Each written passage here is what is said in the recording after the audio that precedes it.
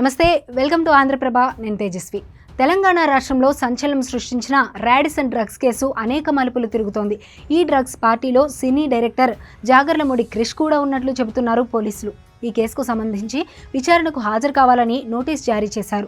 ఆయన సోమవారం విచారణకు హాజరవుతానని విచారణాధికారికి లేఖ రాశారు. ఈ నేపథ్యంలో క్రిష్ హైకోర్టులో ముందస్తు బెయిల్ కోసం పిటిషన్ దాఖలు చేశారు. ఇప్పటికే ఈ కేసులో శ్వేత, లిసి, నీల్, సందీప్లు పరారీలో ఉన్నారు.